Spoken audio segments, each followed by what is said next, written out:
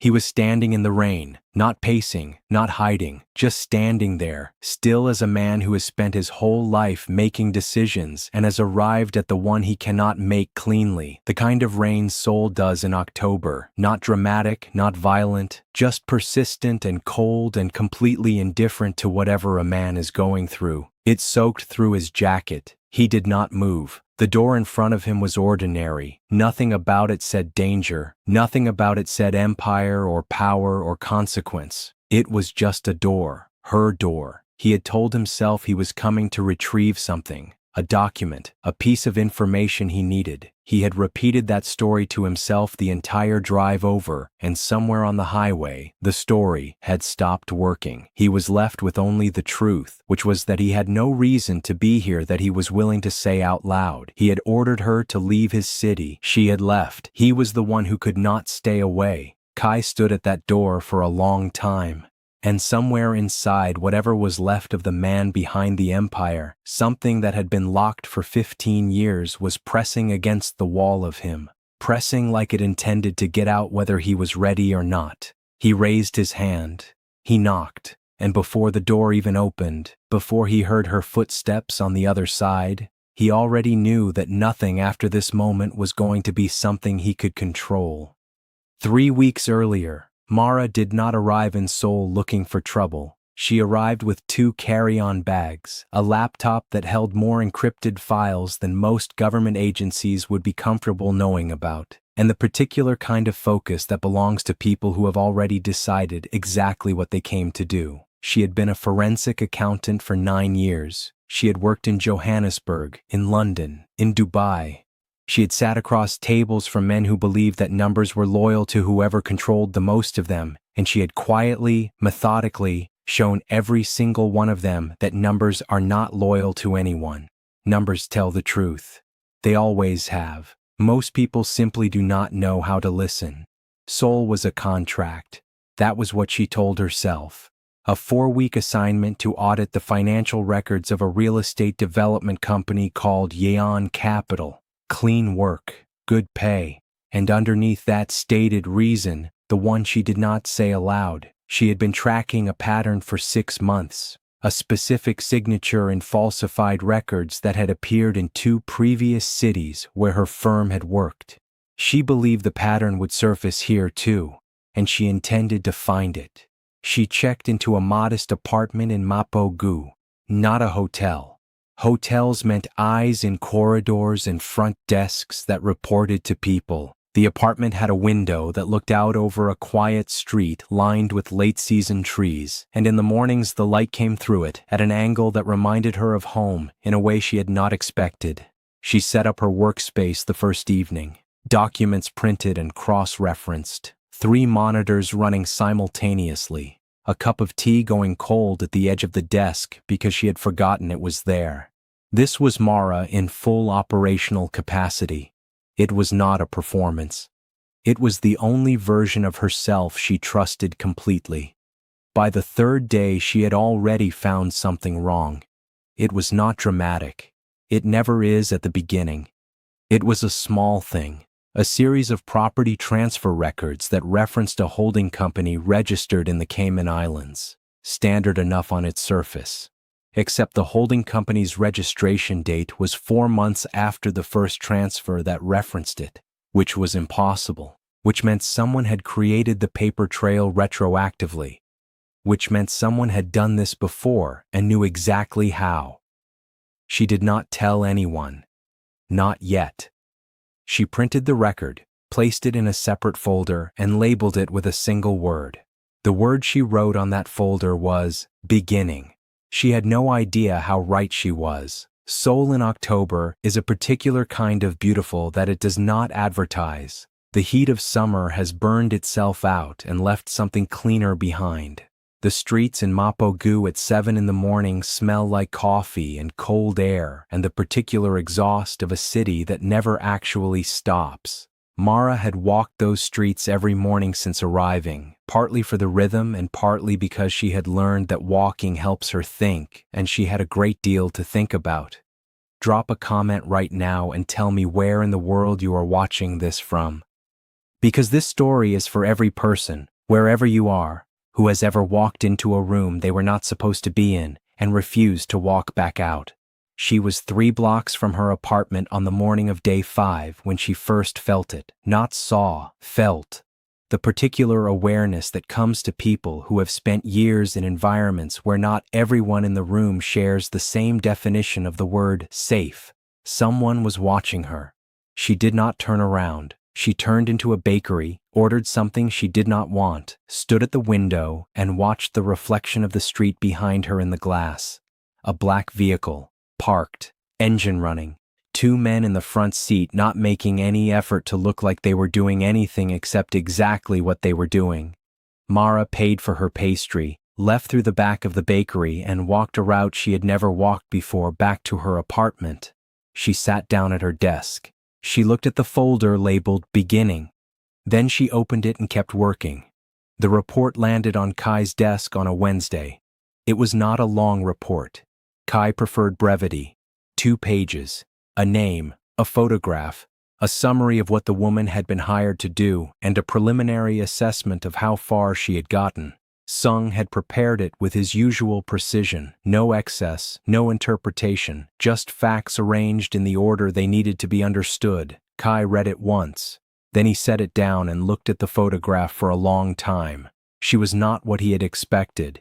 He had not examined that expectation closely enough to say what he had expected, but whatever it was, the woman in this photograph was not it. She had the kind of face that suggested she had decided something a long time ago and had not reconsidered it since.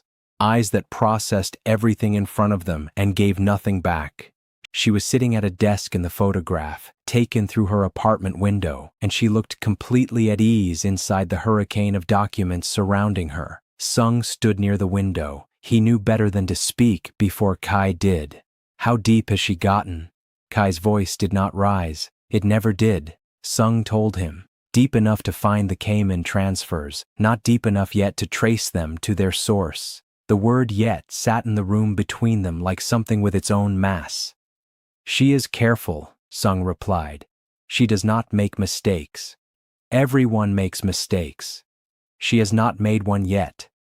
Kai walked to the window. Seoul spread below him in the last light of day, obedient and enormous, a city that had shaped itself around the architecture of power for so long it no longer noticed who was holding it. He had spent 15 years building something here, not just an organization, a system, a world with its own logic, its own laws, its own gravity. And now a woman with a laptop and a folder labeled Beginning was 3 days away from pulling a thread that would cause something irreversible. He turned around. Bring her in.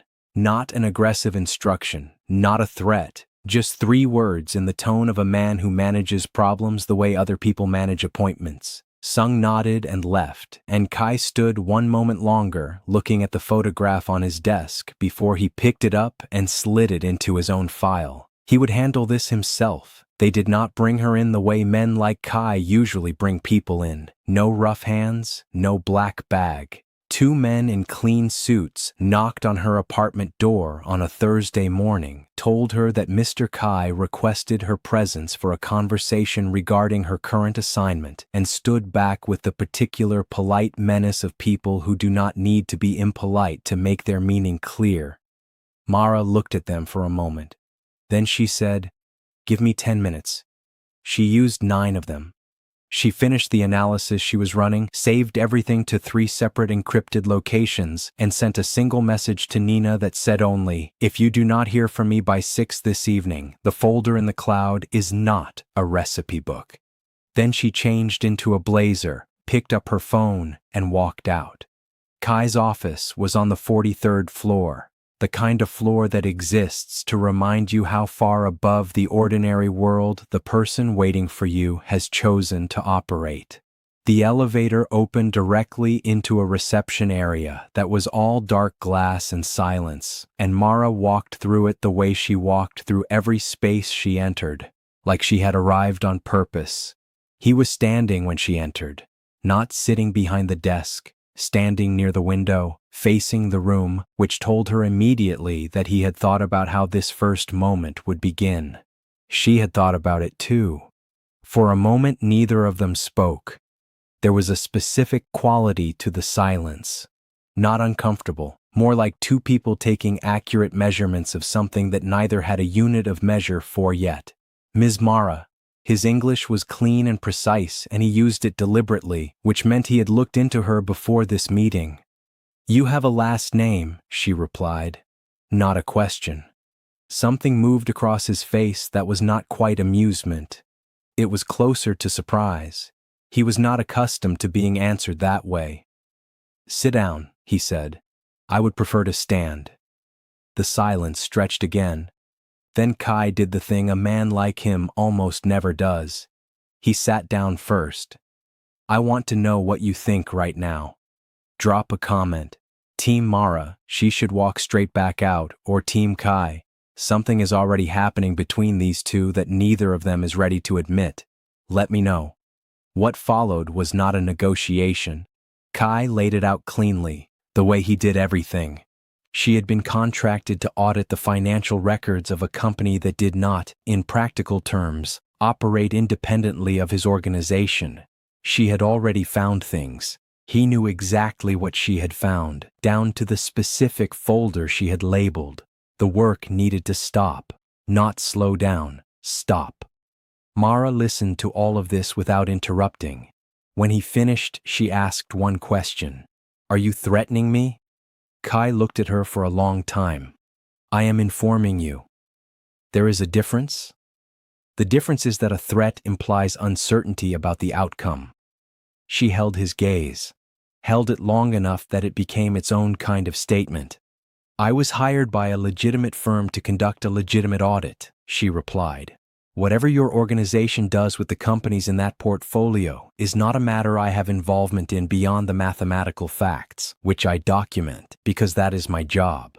Your job ends today. I have a contract. Contracts end, not without cause. Consider the cause found. She looked at him then with something in her eyes that was not fear and was not anger. It was closer to recognition. Like she had seen this kind of certainty before, in other rooms, with other men, and had formed an opinion about it that she was not willing to revise. You have 48 hours to conclude your affairs and leave Seoul, Kai said.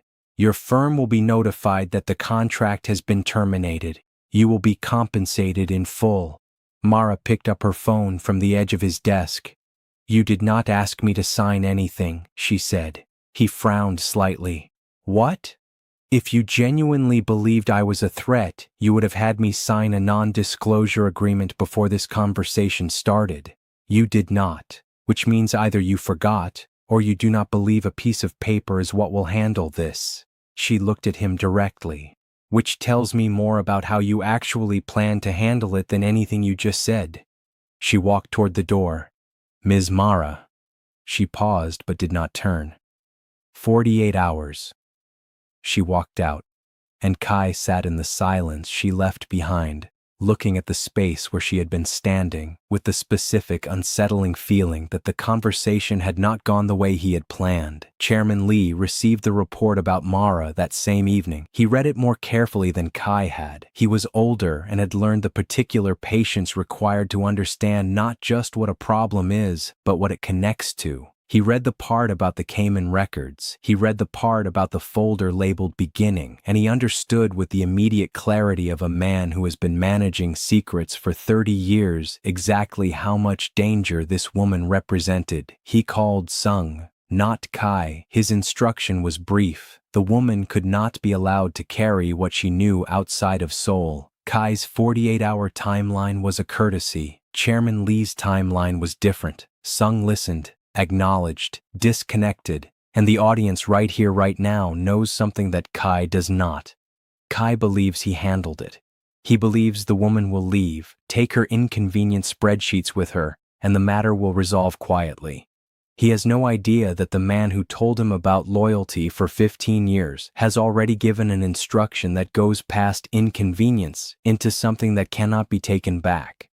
Mara is already in danger. She just does not know from whom, and neither does Kai. Mara left. She packed with the same efficiency she did everything.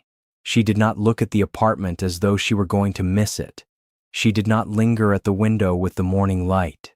She picked up her bags and walked to the door and left Seoul 41 hours after Kai had given the order. She took everything she had found with her, every document, every analysis, every copy of every record, saved in 3 cloud locations and on a physical drive that lived in her left carry-on. She was not done with what she had started. She had simply relocated the work. She went to Busan. Kai did not leave his office for 14 hours after she left.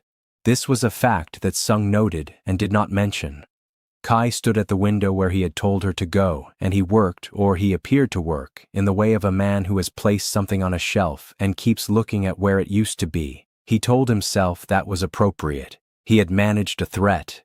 The system was working. The work continued. He had a board meeting in the morning and a deal closing in Incheon by end of week and 16 other things requiring his attention that had nothing to do with a woman who had walked out of his office like she owned the exit. On the 3rd night after she left, he drove himself. No driver, no Sung. He drove south on a highway out of Seoul in the kind of silence that is not peaceful, but full, dense with something that has no name but takes up space.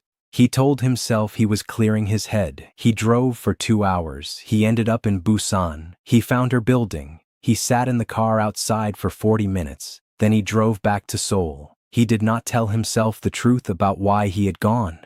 Not that night. But the truth had a schedule of its own, and it was not going to wait for him to be ready. 3 days later, he drove south again. This time he parked the car. This time he walked to the building. This time he stood at the door in the rain, and every story he had been telling himself on every highway between Seoul and Busan ran completely out of road. He knocked. She opened the door. Whatever she had been expecting in that moment, it was clearly not the specific reality of Kai standing on her doorstep in a soaked jacket, looking like a man who had driven 2 hours to ask a question he had not figured out how to phrase. For a long moment, neither of them spoke. "You ordered me out of your city," she said finally. "Busan is not my city." She looked at him. The rain fell steadily. He made no move toward the door, which she noticed. "You are soaking wet," she said. "I am aware." She stepped back. She did not say come in. She simply stepped back and left the space available, and he walked through it, and neither of them examined too closely what that exchange had just been. She gave him a towel. He sat on the edge of her couch, which was too small for the kind of man Kai was in every context except this one. And she made tea because she did not know what else to do with her hands, and she was not going to let him see that his being here was doing anything to her composure that she had not authorized. They sat. The rain continued against the window. "Why are you here?" she asked. He was quiet long enough that it became clear he was going to give her an honest answer instead of a convenient one. "I do not know." She looked at him over her tea. "That is either the most honest thing you have ever said to anyone, or it is a very sophisticated manipulation." "I am not manipulating you." "You ordered me out of a city," she said, "and then drove 2 hours in the rain to stand at my door. You will understand if I am reading the situation carefully." Something crossed his face then. Not the controlled expression she had seen in the office. Not the flat, unreadable look that came with the territory of who he was. Something older. Something tired. The expression of a man who has been performing an identity for so long that the performance has begun to exhaust him without him fully realizing it. "The audit," he said. "Before you left, how far did you actually get?" Mara set her cup down. Very carefully. "Why?" "Because I need to know what you found." "The real question," she said slowly, "is why a man who runs what you run is asking me that question at midnight in a city that is not his, instead of having someone else ask it in a way that does not involve my consent." He looked at her. "You want to know if what I found changes something for you personally," she said. "Not professionally, personally." The silence that followed was the most revealing thing he had done since he knocked. She did not tell him what she found, not that night. She told him only that she was still working, that she was close to something significant, and that whatever it was not going to stay buried just because powerful men preferred burial. He sat with that. And then he sat with her for another 2 hours, and they talked about things that had nothing to do with audits or empires or the carefully maintained architecture of threat. Somewhere in those 2 hours, Mara allowed herself to notice, quietly, the way a person notes something they intend to deal with later, that she was not afraid of Kai in the way she should have been. And that was more dangerous than anything else in the room. It took Mara 4 more days to find it. 4 days of working in the mornings before the light was fully up, and in the evenings until her eyes ached from the screen. She followed the Cayman Trail through 3 holding companies and 2 shell entities before it resolved into something clean and identifiable. A parent company called Kai Seo Investment Group, registered 31 years ago. She pulled the registration documents. She pulled the directorship records. She sat back in her chair. She read the name again. Lee Sung-won, Chairman Lee. She sat very still for a long time, because she understood now that she was not looking at a money laundering operation. She was looking at something older and more deliberate. She was looking at the architecture of a betrayal built 31 years ago and maintained, carefully, invisibly, through every year of Kai's adult life. She pulled the records for Kai's father's company. She traced the financial collapse, the specific week in which accounts had been drained, the contractor who had been paid to falsify the liability records, the company that had funded that contractor, Kai Seo Investment Group. Chairman Lee had destroyed Kai's father's business, had waited for Kai to be broken and desperate and 19 years old with nowhere to go, had walked in, presented himself as salvation, and had spent the next 15 years building an empire using a young man's grief and loyalty as the foundational material. Everything Kai had become, every line he had crossed, every person he had ordered out of every room, all of it rested on a foundation that had been engineered by the man Kai trusted most. And that man was currently sitting inside Kai's organization with 15 years of access to every account, every operation, every secret. Mara's hands were still. She thought about Kai sitting on her small couch in the rain, looking like a man who had forgotten somewhere along the way who he actually was.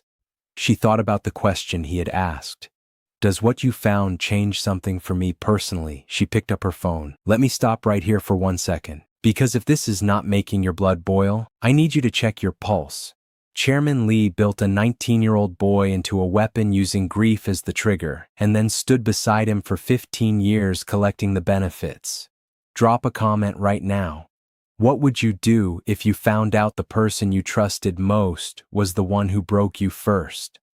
She called Nina first. She needed to say it out loud to someone who would understand the weight of it before she decided what to do next.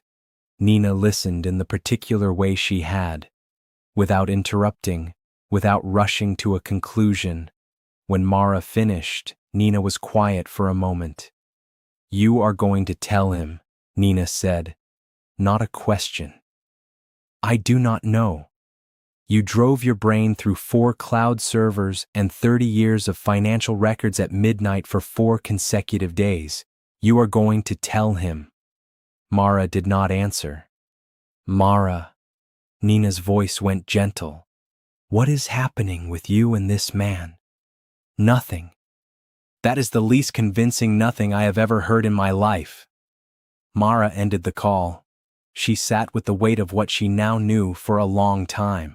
She thought about what it meant to give a man information that would detonate 15 years of his identity. She thought about what she owed him. She thought about what she owed herself. Then she thought about her father, about a small business built across 20 years, about a spreadsheet nobody powerful enough had bothered to read. She opened a new message and typed, "We need to talk. I found something. It is not about the audit." She sent it to Kai. Then she sat back and waited for the world to change. Kai arrived in 3 hours. He had not asked her to come back to Seoul. He had come to her. This told her something she stored carefully in the part of herself that was still being cautious about all of this. She opened the door before he knocked this time.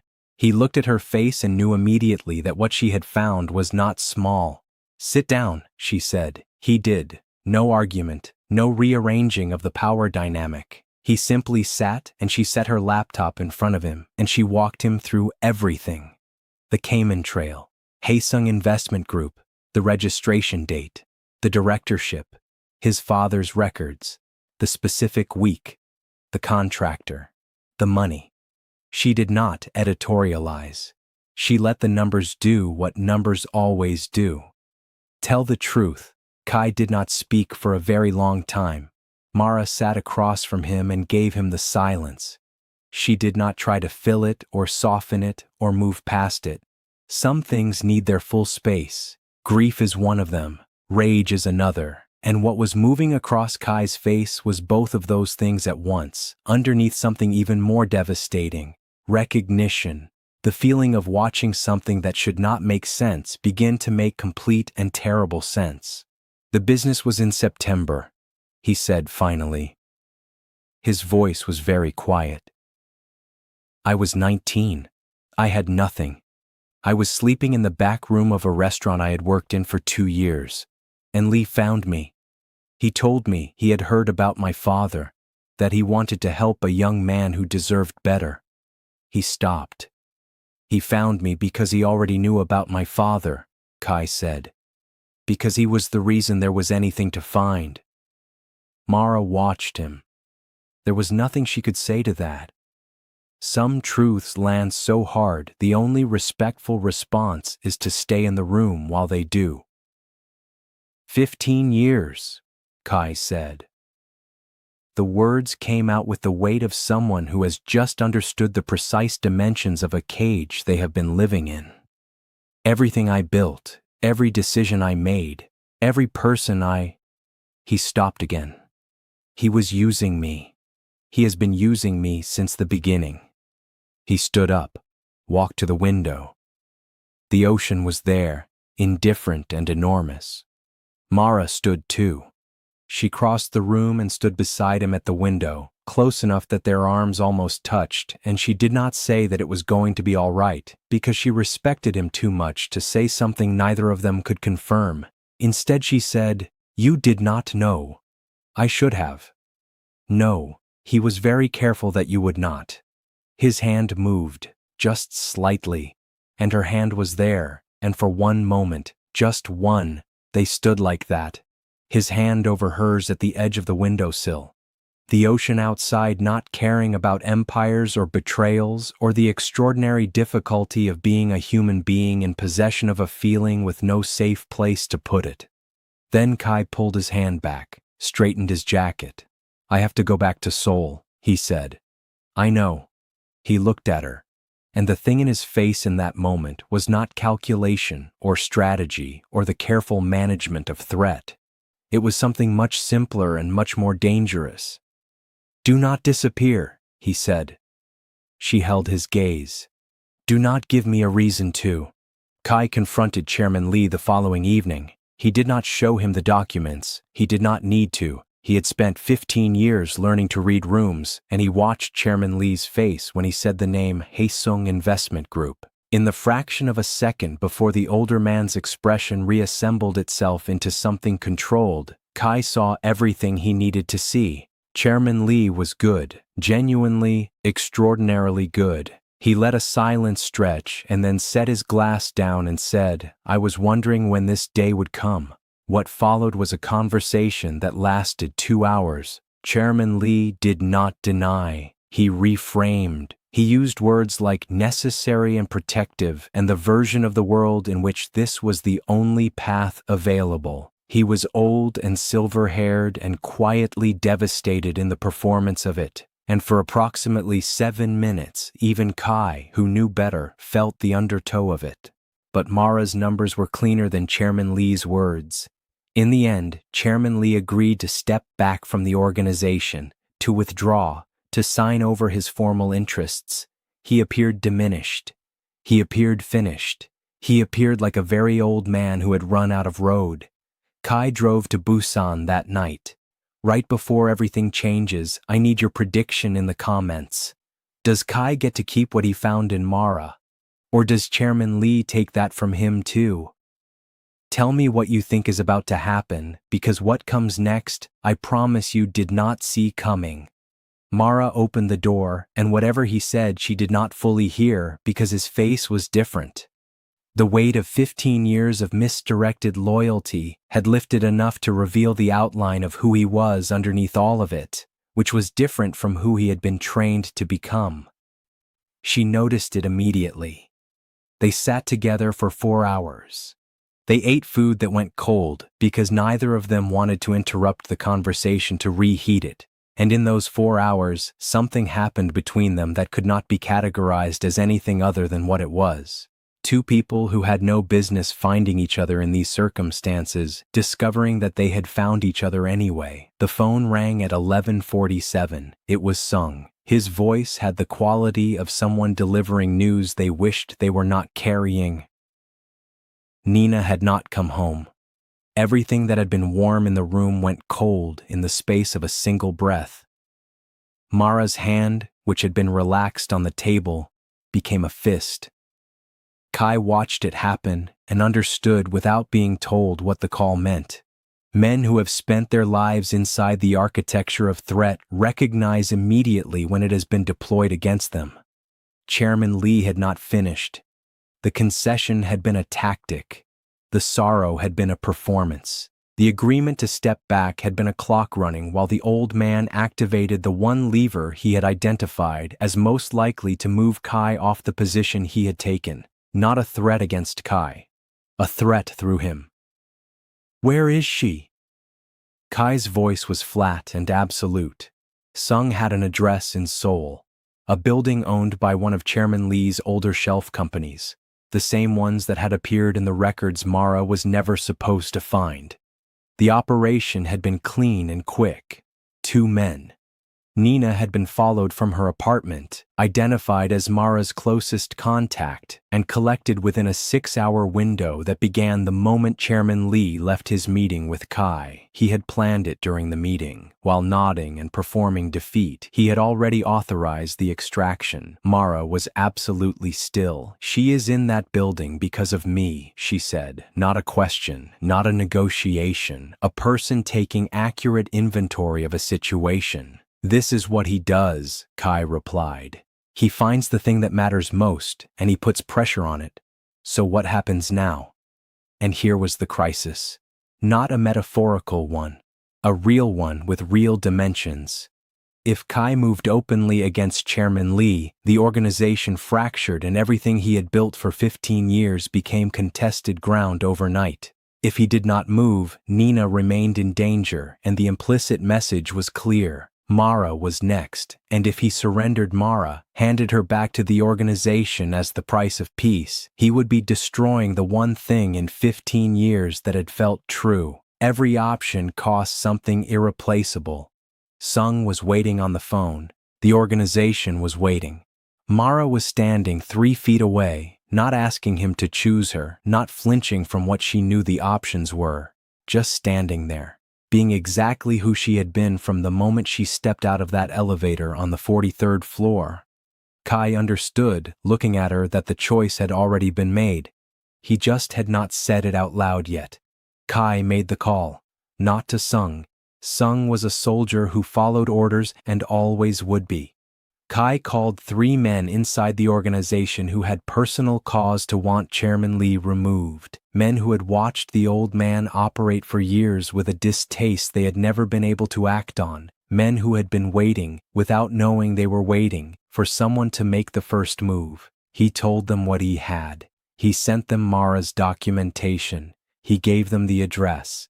Then he drove to Seoul himself. If you have ever watched a man decide to stop protecting what he built and start protecting what he loves, you know the specific quality of that shift. It is not loud, it is not dramatic the way movies usually make it. It is quiet, it is permanent, and it is visible in the way a person occupies their own body differently once the decision has been made. Sung had secured the perimeter by the time Kai arrived. 3 of the men he had called were already inside. What Kai found in that building was a Chairman Lee who had overestimated, critically, the degree to which decades of manufactured loyalty could withstand the weight of what the records had revealed. The men who had followed Chairman Lee for years looked at him differently now, not with fear, with the specific contempt of people who understand they have been made into instruments. Nina was unharmed, shaken, fierce, and absolutely unwilling to perform gratitude, but unharmed. If you have been here from the very beginning of this story, if any part of this has moved you, hit subscribe right now. Not for me, for Mara. Because every story where a woman like her refuses to be moved and refuses to disappear deserves to be on every screen it can possibly reach. Chairman Lee looked at Kai when everything was done. "You are throwing away everything," the old man said. "For what? For a woman who will leave anyway? For an emotion? After everything I built for you?" Kai looked at him for a long time. "You did not build anything for me," he replied. "You built a machine and ran it with my hands. There is a difference." He walked out. He came back. Not in the rain this time. The sky over Busan was clear and the kind of cold that belongs to late October when the season is finally committed to itself. He knocked twice and she opened the door, and for once neither of them started with a strategy or a deflection or a carefully worded question designed to gather information while revealing as little as possible. He looked at her. She looked at him. "You could have walked away from all of it," she said. "I know. Your organization is going to be complicated for a while. I know. You have approximately 6 people who are currently very angry with you. Probably more than 6. She almost smiled, just the very edge of it. He had never seen that before, the almost smile, unguarded and not performed, and it was more devastating than anything she had done in any boardroom or at any door. If you know someone who needs to see a story about a woman who refused to be moved and a man who finally stopped pretending he could walk away, share this video with them right now. Some stories need more people in the room. "You ordered me out of your city," she said. "I did. And then you drove 2 hours in the rain to stand at my door." Also true. "And you are here again." He stepped forward, not all the way through the door. Just enough to close the distance that had been sitting between them since a 43rd floor office where he had sat down first and she had made him recalibrate everything. "I am done ordering you anywhere," he said. She stepped back, she left the space available, and he walked through it. The city outside was Seoul and Busan and every highway between them, full of the particular indifferent beauty of a world that does not stop to witness the moments that matter most to the people living through them. But the door closed behind him, and the light inside was warm, and the rain that had started up again fell on a city that had tried and failed to keep these 2 people out of each other's orbit. He had ordered her to leave. She had left. He had followed. And some doors, once walked through, do not open the same way again.